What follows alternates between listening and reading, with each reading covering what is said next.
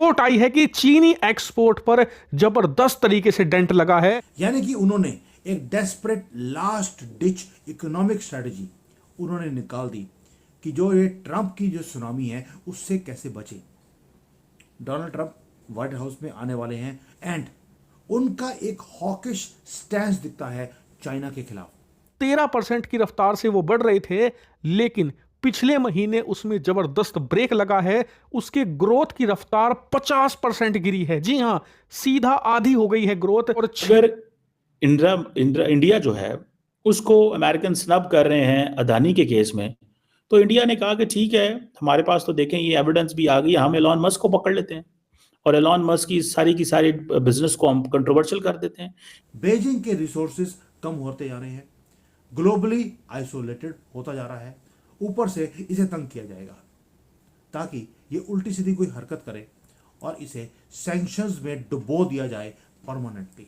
दुनिया के 100 मुल्कों में ये कवरेज दे रहे हैं और टेरिटरीज में कवरेज दे रहे हैं, मोबाइल ब्रॉडबैंड दे रहे हैं। यानी कि अगर आपको चीन को तोड़ना है तो अर्थव्यवस्था को तोड़ना है, और अर्थव्यवस्था को तोड़ना है तो आपको उसके जो एक्सपोर्ट हैं उन पर वार करना होगा। इन्होंने कहा है, एक एनबीसी को दिए, एक एबीसी को 2-3 इंटरव्यू बैक टू बैक दिए हैं और हर इंटरव्यू में एक पूरा, मैंने कहा ना, एक हाइपरसोनिक या सुपरसोनिक मिसाइल दागा है।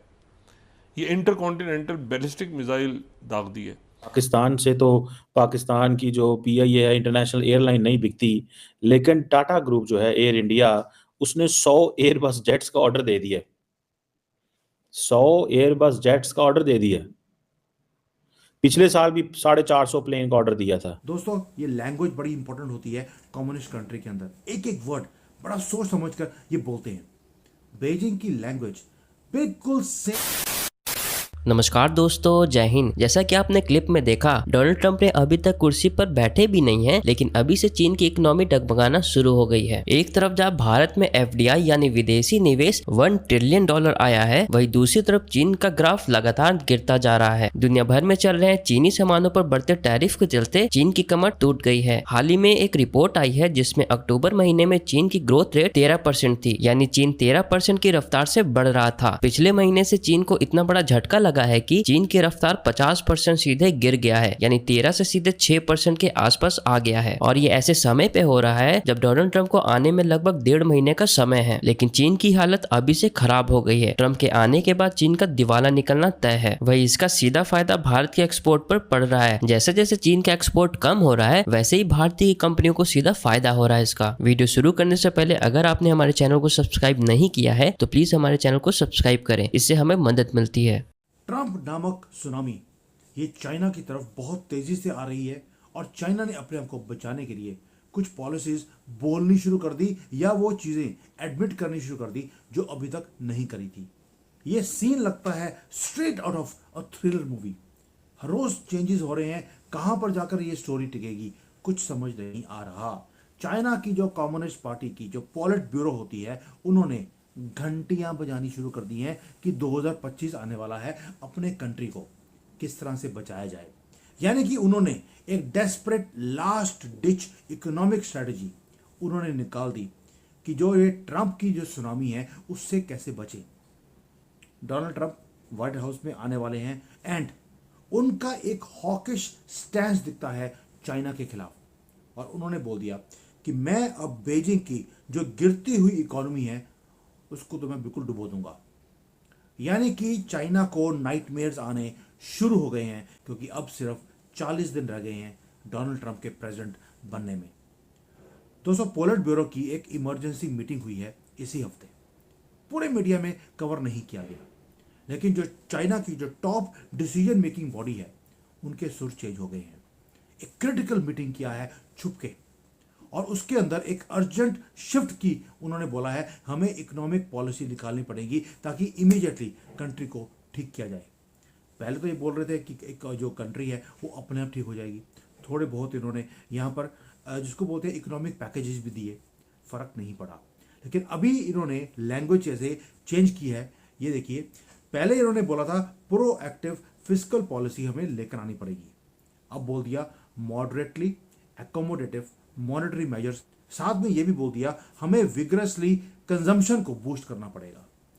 विग्रसली कंजम्पशन को बूस्ट करना पड़ेगा चाइना के अंदर, जहां पर पॉपुलेशन कम होती जा रही है, लोगों के पास जो इनकम्स हैं वो कम है, लोग डरे हुए हैं, वो खर्चा ही नहीं कर रहे, वहां पर वो लोगों को बोल रहे हैं आप मेक इन चाइना को यूज कीजिए।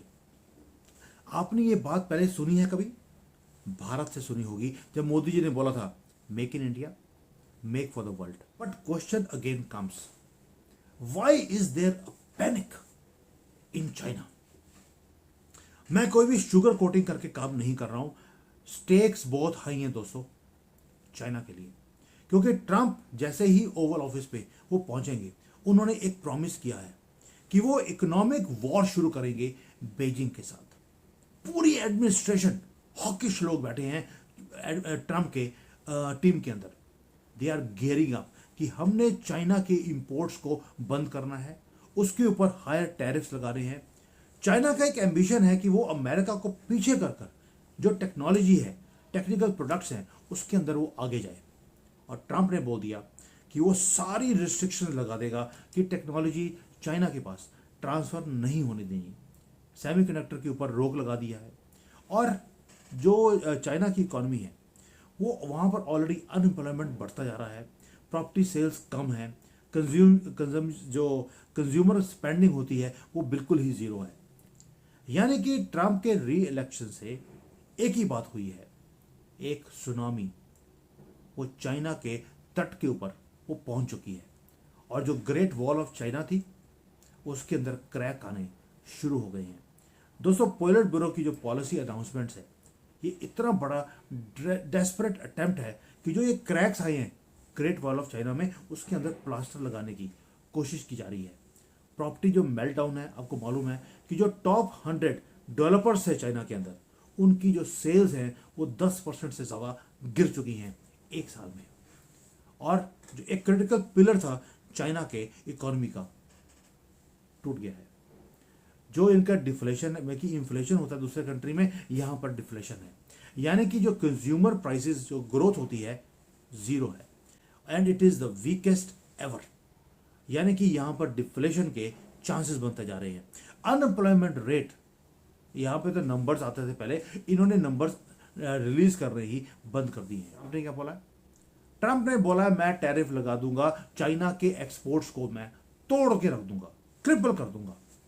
और जो पिछले 20-25 सालों में मैन्युफैक्चरिंग में डोमिनेंस दिखाई है चाइना ने, उसे खत्म कर दूंगा। जो टेक्नोलॉजी है उसके ऊपर क्रैकडाउन, मैंने पहले बताया आपको, वो करना शुरू कर दिया।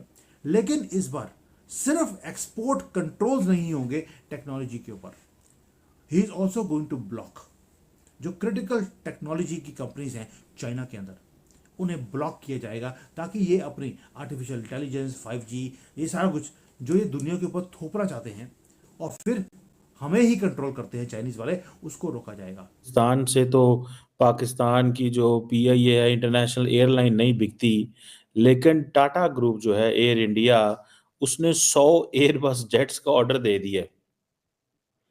100 एयरबस जेट्स का ऑर्डर दे दिया। पिछले साल भी 450 प्लेन का ऑर्डर दिया था बोइंग को। ठीक है जी, एयरबस एंड बोइंग दोनों, not just to Airbus but Boeing and Airbus दोनों। अब मुझे ये बताएं, टाटा ग्रुप जो है, जो कि बेसिकली एयर इंडिया को ओन करता है, और अगर आप ये देखें कि 100 एयरबस या 100 एयरबस एयरक्राफ्ट जो है, दोनों ने एयर इंडिया ने और टाटा ग्रुप ने ये फैसला किया है कि हमें चाहिए as a part of this is a $multi-billion plan. क्यों और करना क्या चाहते हैं? To be the global airline. अक्टूबर में कहा जाता है कि एयरबस ने जो अनाउंसमेंट की थी कि वो 75 A320 जेट्स एंड 10 A350 जो है वो कस्टमर जो जेट्स हैं वो ले रहे हैं। ठीक है जी।